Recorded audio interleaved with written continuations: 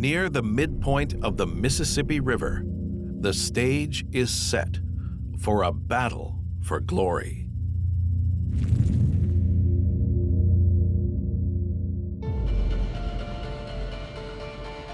We're in Memphis, Tennessee, the birthplace of rock and roll and a place that Mark Twain once called the Good Samaritan city of the Mississippi.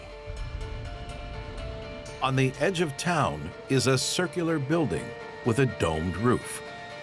The structure sits in the shadow of Liberty Bowl Memorial Stadium, so it's pretty easy to figure out what this building may have been used for. Inside the building today, it's a mixed bag. You're going to see ticket stubs, trash strewn all around. You're going to see the remnants of a once thriving place that had people screaming and yelling.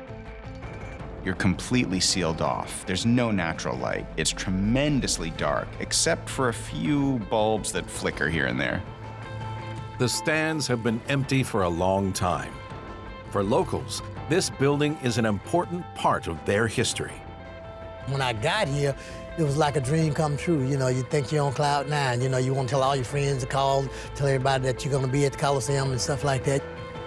When this place was built, America was divided, but an arena for combat would become a cradle for unity.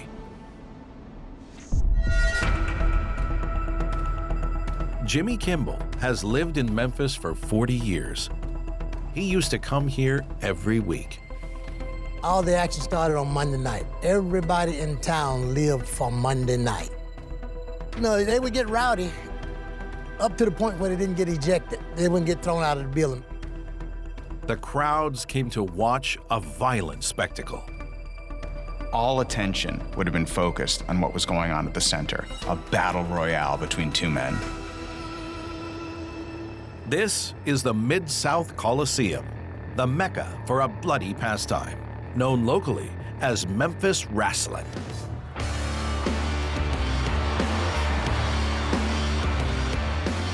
Professional wrestling, it's about strength, stamina, agility, an incredible feat of showmanship and storytelling.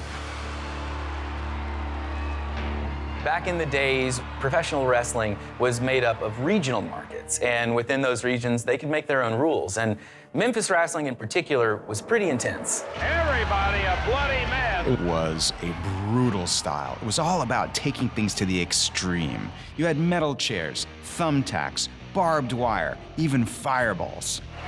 Well, it sounded like just a big roar because there were so many people in here, you know, you couldn't distinct what the sound was like, but it was loud. But Jimmy Kimball wasn't watching from the stands. In 1977, he was introduced to the roaring Memphis crowd as King Cobra. Oh, it was great, you know. You're like, I finally made it. Because when I started wrestling, I never thought I would be here. Usually there are two combatants in the ring, the good guy and the bad guy, or what's known as the heel. And they are trying to get the audience to either cheer for them or even boo for them, but really get them riled up and excited. I was always a good guy, and that would get the adrenaline going to make you do better, to make you perform better. You hear the people cheering and kids wanting autographs and signing autographs and shake hands, pats on the back. Wrestling was an opportunity to let off some steam, but the Coliseum had an even more fundamental impact on the citizens of Memphis. The story began in a jail cell with a wrestler called Sputnik Monroe. Sputnik Monroe was one of the biggest names in Memphis wrestling. A guy with a shock of white through his mostly black hair. And this dude really put the act on heavy. He used to say, hey, it's hard to be humble with a body that women love and men fear. One day, Sputnik was arrested for being in a bar for colored people, as the term was used at the time. Segregation was still on the books. And remember, we're in the deep South. We're in Memphis, Tennessee. And here's a man going against the grain in every possible way. But this wasn't Sputnik's first offense. Sputnik Monroe would regularly challenge segregation laws by attending African-American bars and reaching out to the patrons of those bars and even giving them free tickets to the shows. I met Sputnik when I was wrestling, and it was like I said, it was at the end of his career, and he was refereeing down in Mid-South. He kind of took me under his wings and told me stuff that would make me better. Sputnik would go to the black clubs and drink with the guys and stuff like that, and that built up a good following with him, and they would all flock in to see him wherever he wrestled because he was buddy-buddy with them. Sputnik's arrest made local headlines. The case went to trial. He did what Sputnik would do, which was an act of defiance. And how can you upset these other white racists even more? You hire a Negro attorney. Go figure, the man was brilliant. He was brilliant. Sputnik lost the case, but his actions made a statement. At the same time, the city was planning the Mid-South Coliseum. In the 1960s, they began drawing up plans for the new stadium, which is going to be the home of wrestling, but also a stadium for basketball and music concerts.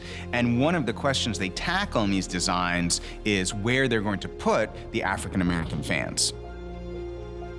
Venues like this place and others were definitely segregated. The black folk all had to sit in the balcony seats, possibly come in the side entrance, and not be treated equally as the white patrons at a venue.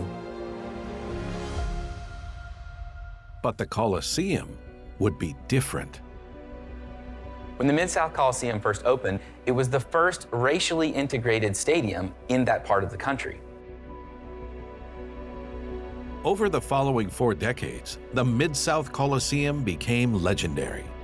And in 1989, King Cobra fulfilled a lifelong ambition here. Oh, the night I won the World Championship, well, hey, that's on top of the world. On that particular night, I think I answered all the questions to all the critics. This is largely an unknown venue. It's an unknown aspect of civil rights. It's an unknown story of interracial activity based off of the shoulders of a 235-pound man named Sputnik Monroe. The Mid-South Coliseum was a place of unity in an era of division. But Memphis wrestling was about to face a bigger opponent. In the 1980s and 1990s, professional wrestling was going through a big change. The smaller markets, the more regional markets, couldn't keep up with these bigger brands that had deeper pockets. Unfortunately, smaller markets like Memphis just couldn't keep up. As local wrestling faded, the crowds stopped coming to the Coliseum. And in 2006, it closed its doors.